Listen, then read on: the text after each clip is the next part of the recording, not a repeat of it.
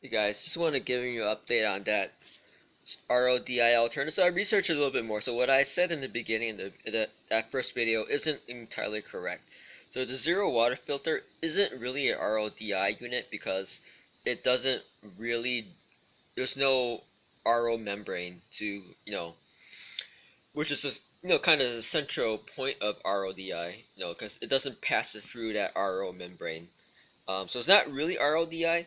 So even though it says zero TDS, there's could be things in the water that, obviously it's not pure water.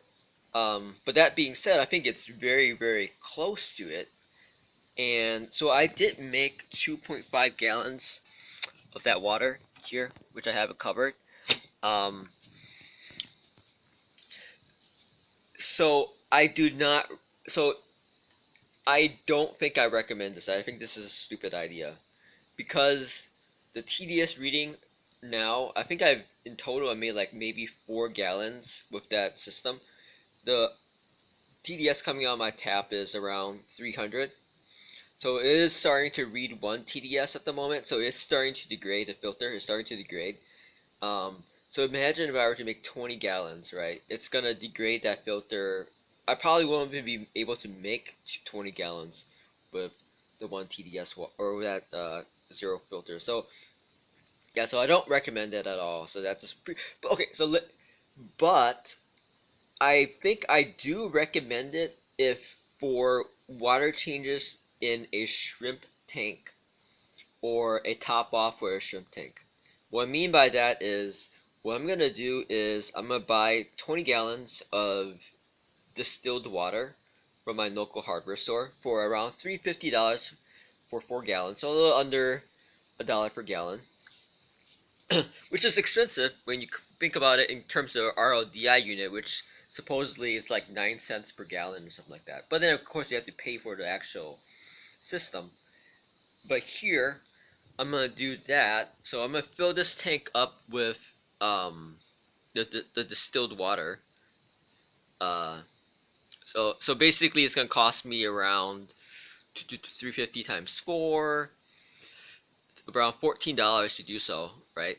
And then in the future, I'm just gonna use the zero water filter to do partial water changes and also top off the tank due to evaporation. So that's kind of my thoughts of it at the moment because I think this is okay for top offs because as a shrimp tank you don't really have to do that much water change, and I'm planning to put a lot of plants in this system as well.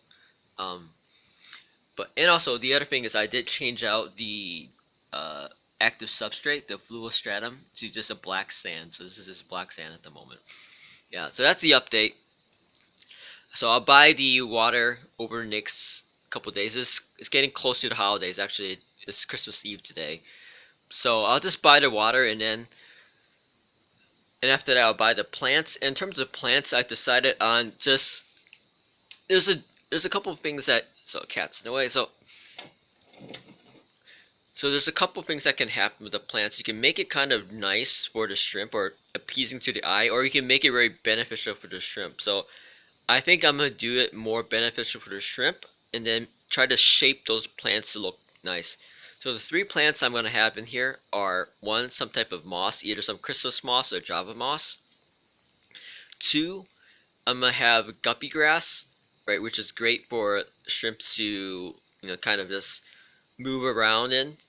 And 3, I'm gonna have a floating plant called a dwarf water lettuce, which has very long, extensive roots and is really good. So all these 3 plants are very fast, no, except for the moss, are very fast growing plants, and so they'll take a lot of nitrates out of the water and just keep the water very clean.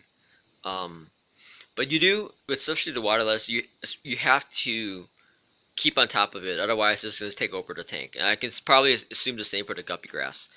So that's the update. Gonna actually buy the water over the next couple of days. Treat it, obviously, remineralize it with salty shrimp, GH plus KS remineralizer. The zero system, I'm just gonna use that for water top off and water changes, and so that's about it. So once I get the plants in there, I'm gonna get a snail right away. I'm gonna use a filter, a sponge filter from my actual other discus tank. So it should be all fully cycled and ready to go. So hopefully sometime within the next 2 weeks I'll start ordering the shrimp. Oh, so that's the update. Hope everyone's doing well.